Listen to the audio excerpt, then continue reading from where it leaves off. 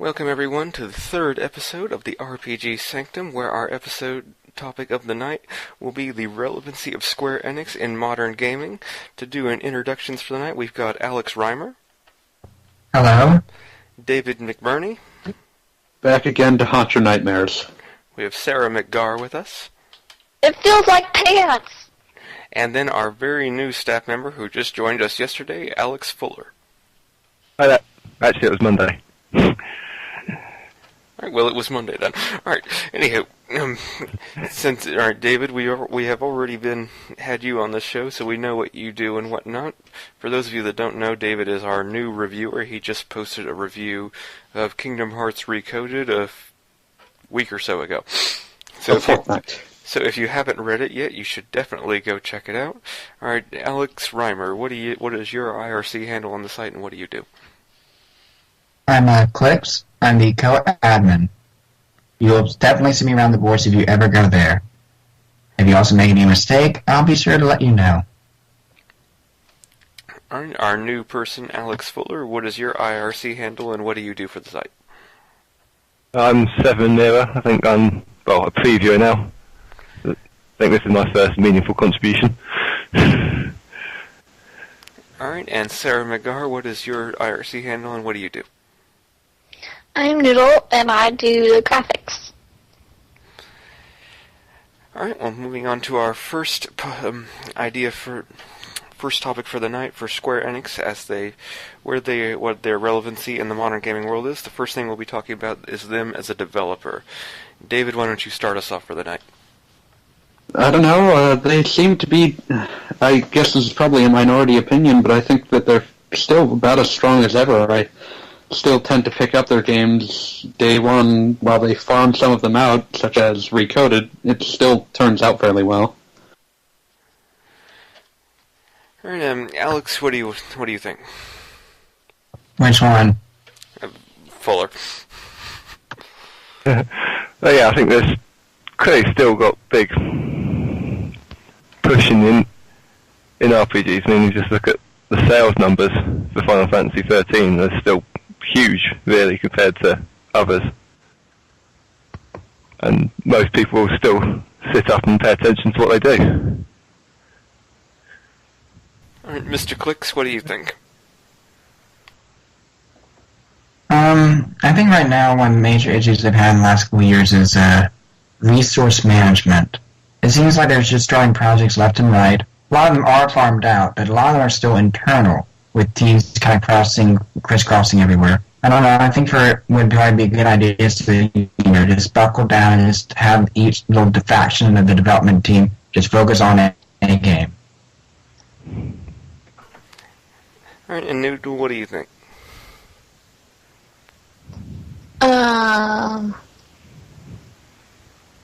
Sorry, I wasn't paying attention. I was talking to Dragon about his being on the Sanctum. Alright, what are you thinking about Square Enix's role as a developer at the current time?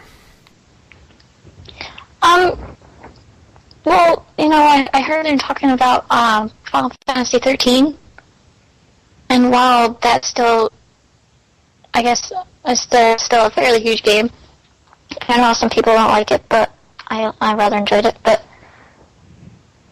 they're trying. 14 was rather horrible, but hopefully their next endeavor will catch up to people. Well, I think the one thing that Square Enix has done that is becoming a major problem for them is that I think it's really the handheld space that's been keeping them alive with a lot of their handheld RPGs, particularly on the DS, and to the PSP with some extent with Duodecim. But I think one thing where they've been majorly faltering with is in the console space, and on the PC as well with 14, with the debacle that was. And also in the console space, their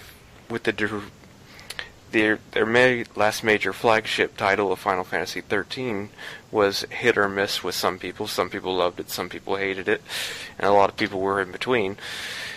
And then they've had other titles, particularly The Last Remnant and Infinite Undiscovery, which were both major debacles. And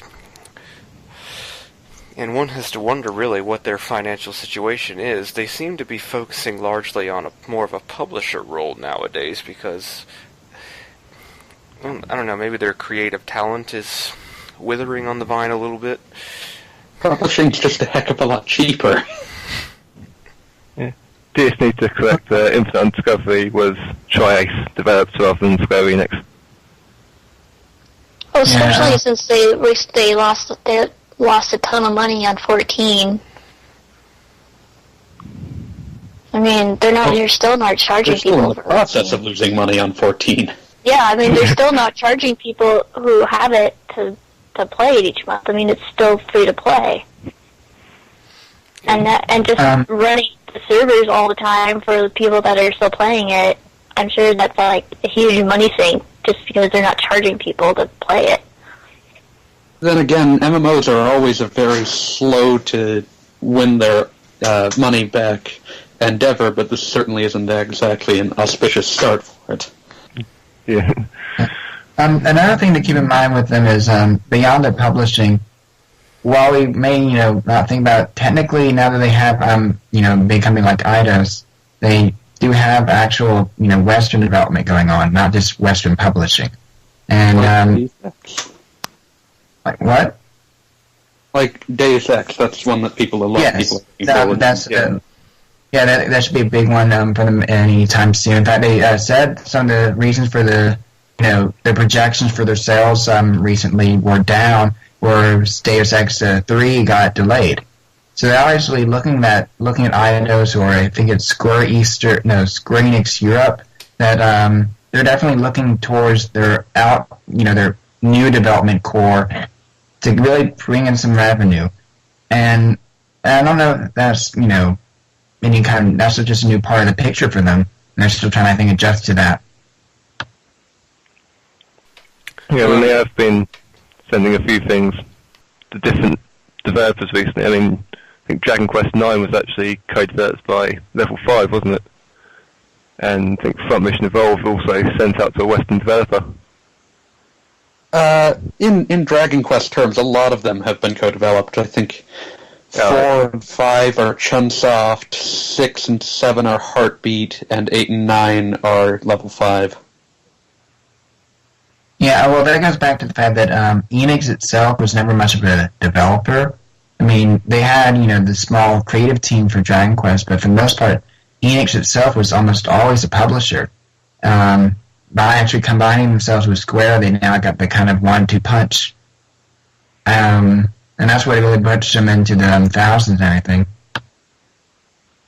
When you mentioned Deus Ex and their role with Eidos, that's definitely been a big endeavor for them in continuing that Western development. Now, how closely do you think that they are actually involved with the actual development of that game, or are they giving most of the Western team the freedom, or is the large numbers of the Japanese team actually helping out on that game? I don't think the Japanese branch really, I think they basically check up on them, but I don't know if from what I gather, Eidos has very high autonomy. In fact, it's just like Taito, when Taito was bought out. When Square gets you under their, system, while you're pretty much still able to develop, they get a say in things, but I don't know, they don't seem to, they just seem to say, you making a system, making your you have that series makes money, keep making it, here's money. Produce a profit. And if they ever did intermingle their efforts, one that actually has got me somewhat concerned whether or not they did it is with the upcoming with Dungeon Siege 3, how they're helping out with their teaming with Obsidian for that one, is that Square has never released a PC game that, barring maybe Final Fantasy XI, that wasn't buggy as could be. What about the Last Remnant?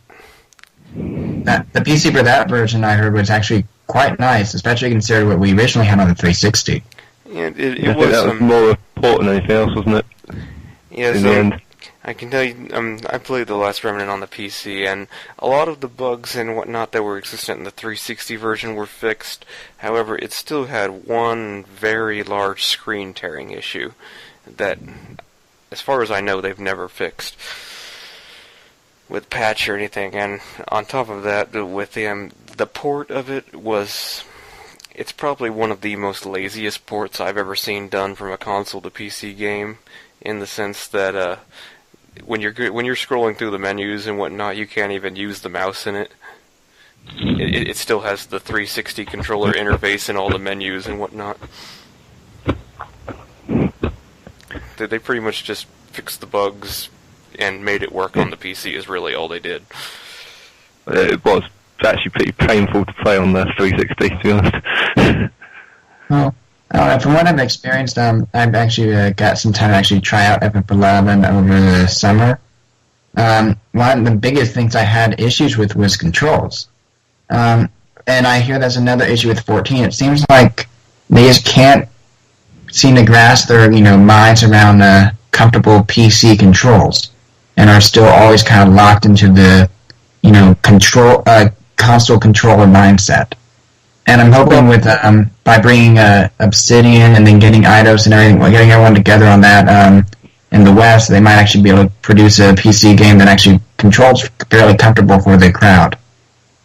Well, 11 controls fairly comfortable for me. Maybe it's because I'm just used to it and I have a bunch of macros. But yeah, I mean, 14 it was hard for me to get used to it. Yeah, because everyone was like, "Well, you have to have a controller, and it's much better."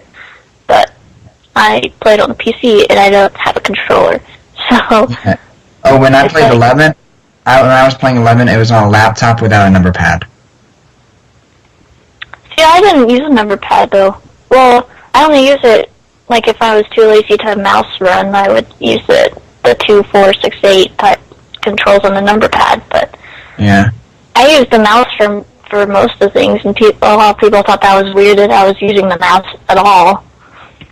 Yeah, the mouse was kind of buggy for me when I was playing it. And I did find out that there was a way to change the controls, thankfully, but the default on the number pad really got me with no number pad. Nothing like no controls. Well, in 14, before they allowed you to switch it to the hardware mouse, in the beta, you couldn't use the mouse. It was so laggy that you just couldn't use it, and that made it really difficult for people, or for me anyway, to actually run without looking like I was drunk. Yeah. So I'm hoping with by drawing in some actual Western developers with some PC development knowledge. In fact, even better yet, it'd be nice if they actually use the resources as well. And anytime they do make a PC game over in Japan, send over to their office over in Europe and say, okay, does this play well? If not, we probably need to get this fixed. Well, the one thing that I'm hoping that with their partnership with Obsidian for Dungeon Siege 3, that it will that Square's money will hopefully allow Obsidian for once and maybe the first time in their careers